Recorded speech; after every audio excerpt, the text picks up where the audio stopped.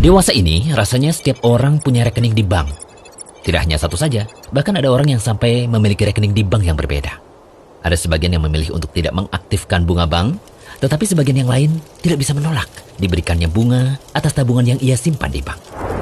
Nah, pertanyaannya, bagaimana cara menyalurkan bunga tadi yang sejatinya adalah dana riba yang tidak boleh umat Islam manfaatkan untuk kepentingan pribadi? Apakah syariat terdahulu pernah mengatur akan hal ini?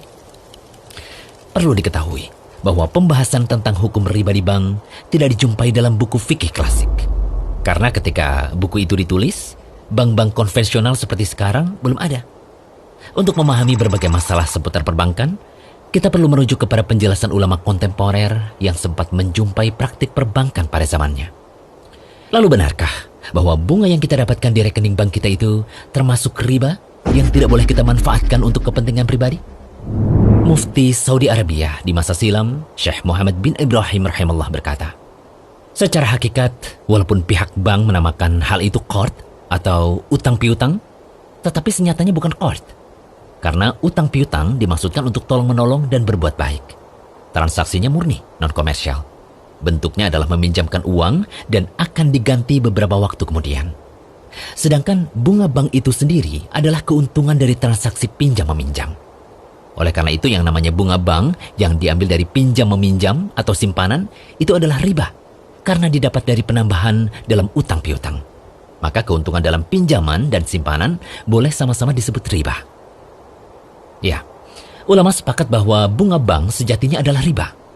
Para ulama juga sepakat bahwa harta riba tidak halal bagi seorang muslim untuk memilikinya dan dimanfaatkan sendiri.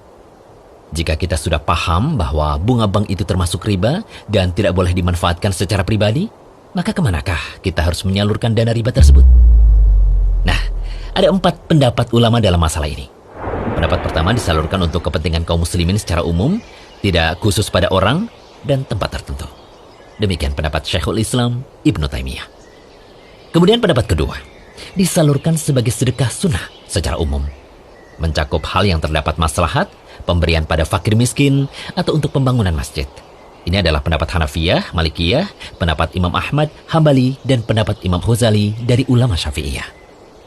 Kemudian pendapat ketiga disalurkan pada maslahat kaum muslimin dan fakir miskin selain untuk masjid.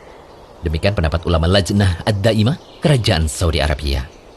Tidak boleh harta tersebut disalurkan untuk pembangunan masjid karena haruslah harta tersebut berasal dari harta yang tohir atau suci. Sementara pendapat keempat disalurkan untuk tujuan fisabilillah, yaitu untuk jihad di jalan Allah. Demikian pendapat terakhir dari Ibnu Taimiyah. Ringkasnya, pendapat pertama dan kedua memiliki maksud yang sama, yaitu untuk kemaslahatan kaum muslimin seperti diberikan pada fakir miskin. Lebih-lebih lagi karena sebab kemiskinan adalah karena terlilit utang riba, maka harta tersebut sebenarnya pantas untuk mereka. Adapun pendapat Syekhul Islam Ibnu Taimiyah bukan menunjukkan pembatasan pada jihad saja, tetapi menunjukkan afdoliyah. Sedangkan pendapat keempat dari Al-Lajnah Ad-Daimah muncul karena kewaraan atau kehati-hatian dalam masalah sholat di tanah rampasan atau Al-Ardul Makhsubah, di mana masalah kesahan sholat di tempat tersebut masih diperselisihkan. Jadinya hal ini merembet, harta riba tidak boleh disalurkan untuk pembangunan masjid. Sehingga dalam rangka hati-hati, harta riba disalurkan untuk kemaslahatan secara umum pada orang yang butuh, fakir miskin, selain untuk masjid. Dan tidak boleh dimanfaatkan oleh pemilik harta riba tadi secara personal. Wallahu a'lam.